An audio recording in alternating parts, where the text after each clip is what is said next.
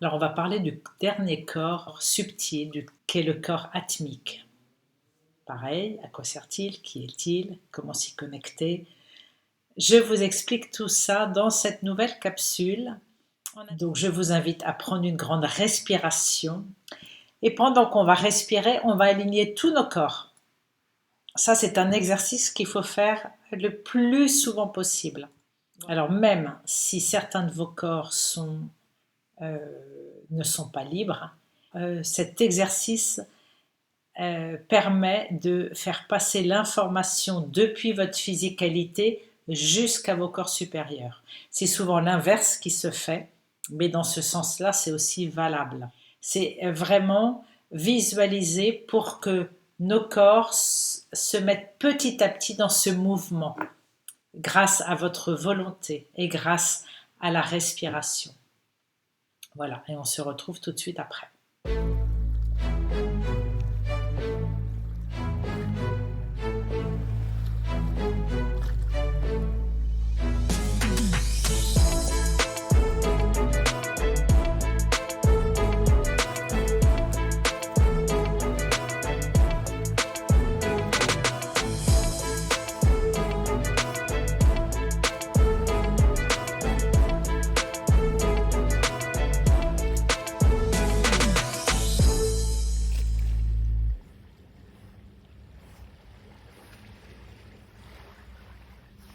Alors, le corps atmique ou corps divin est relié au 7e chakra, au coronal. C'est le siège de la conscience cosmique ne faisant qu'un avec l'univers, avec la plus haute fréquence vibratoire. Il fait partie de la conscience divine, la conscience de Dieu, si vous voulez, relié à la source, en d'autres mots. C'est le siège de l'amour inconditionnel, de la compassion, c'est le résultat de la fusion avec les énergies du cœur. Donc ce corps divin, on va le voir, permet la conscience de l'amour. Je dis l'amour avec un grand A, parce que il faut bien différencier l'amour sentiment des humains avec l'amour universel avec un grand A.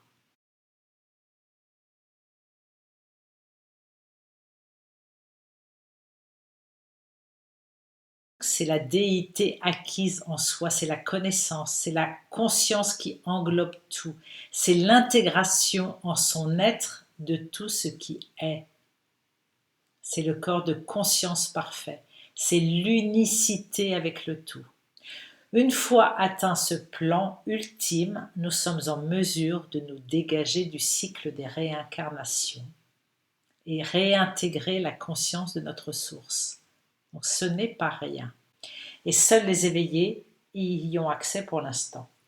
Donc les corps bouddhiques et atmiques formeraient, selon certains, ce qui est appelé le corps de gloire, qui est l'expression de la vie spirituelle la plus intense.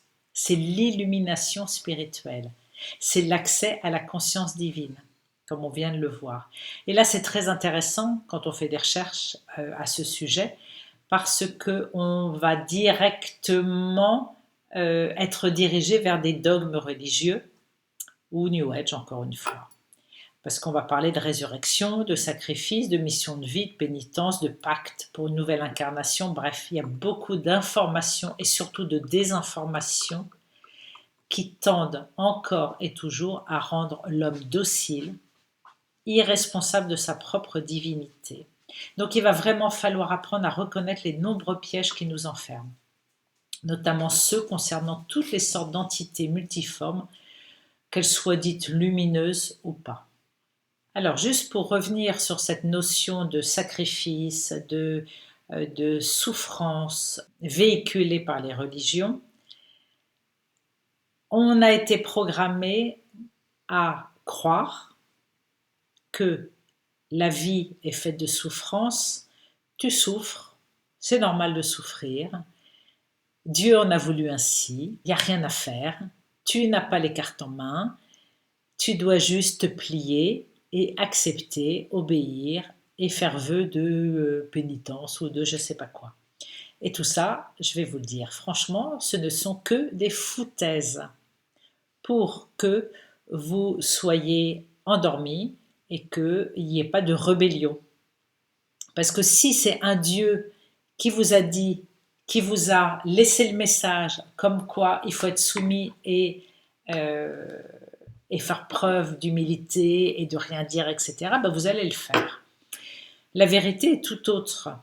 La vérité, c'est que nous sommes coupés de notre source divine, nous sommes coupés de ce corps atmique, nous sommes coupés de notre propre source qui est au-delà encore, dans une dimension encore plus élevée.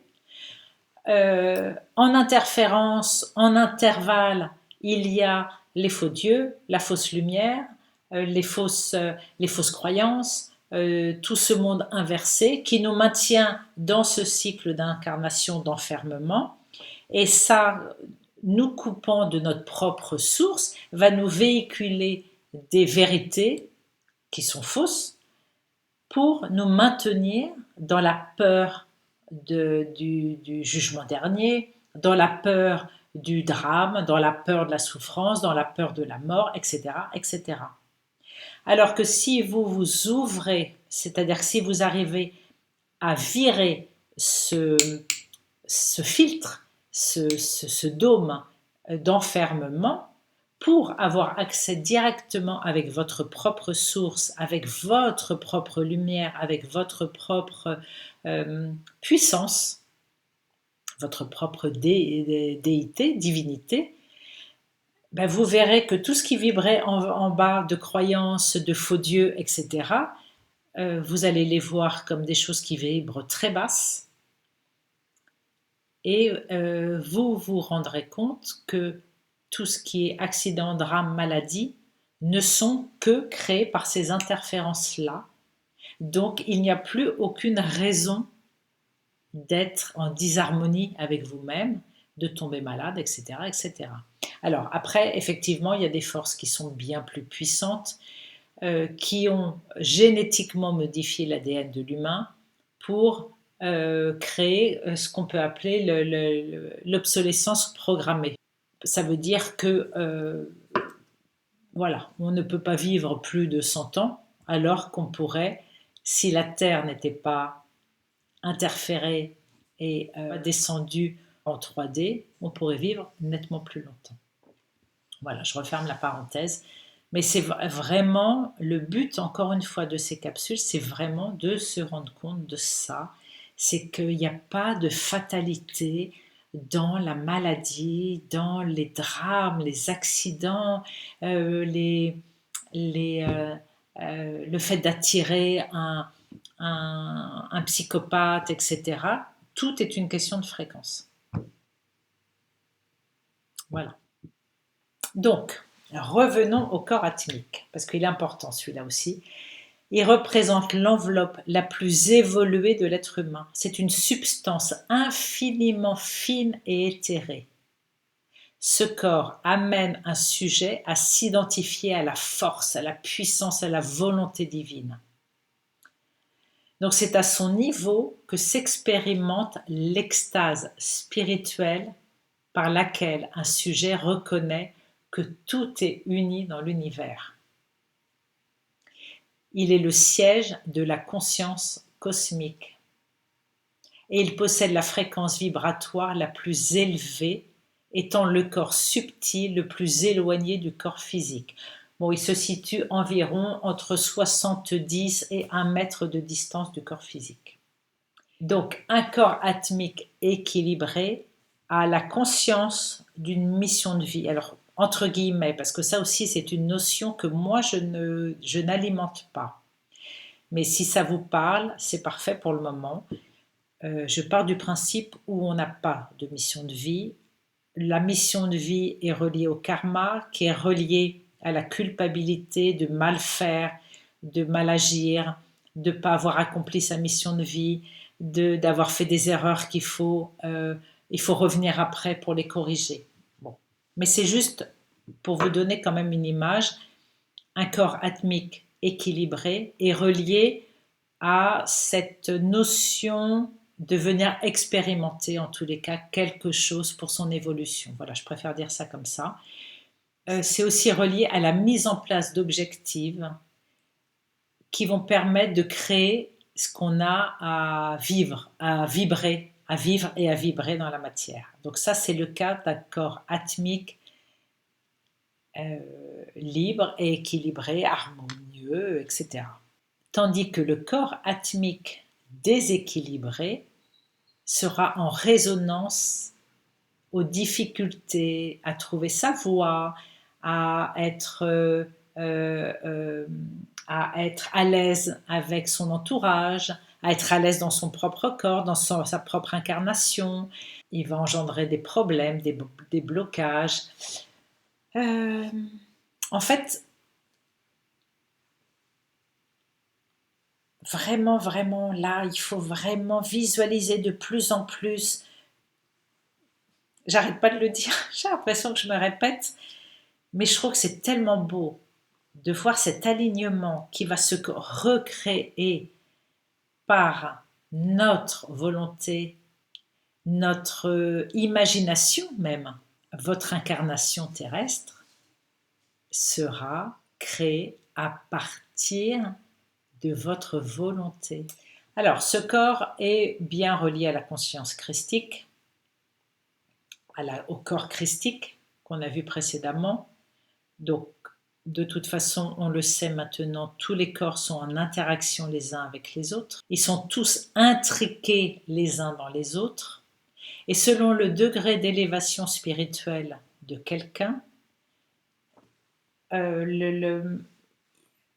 ça va soit s'expanser, soit au contraire se condenser, voilà, s'étriquer. Donc plus c'est expansé, plus le canal central de force va faire circuler de haut en bas jusqu'à la colonne vertébrale, va venir expanser son énergie en passant par les chakras, en connectant chacun des chakras pour venir révéler la conscience de l'unité depuis notre source divine jusqu'à notre physicalité. Donc c'est important. Donc, on a vu que le corps christique servait à nettoyer, transmuter, qu'on prenait une douche christique. Et avec le corps atmique, il faut faire les deux conjointement, on va faire descendre des particules adamantines de très très haute fréquence. Et là, ça va permettre de régénérer, de réparer, d'insulfer des informations très puissantes qui vont venir toucher le cœur de nos cellules, le cœur de nos atomes. On va pouvoir activer notre fontaine de jouvence, on va pouvoir réparer ce qui a besoin de l'être, on va pouvoir faire en fait plein de choses. C'est vraiment l'auto-guérison à ce niveau-là. Et si tout est bien fait, si tout est bien harmonieux, encore une fois, il n'y a aucune raison que la maladie se manifeste dans le corps. Alors évidemment que vous pouvez faire tout ça et aller manger du McDo à longueur de journée, donc il y aura comme un effet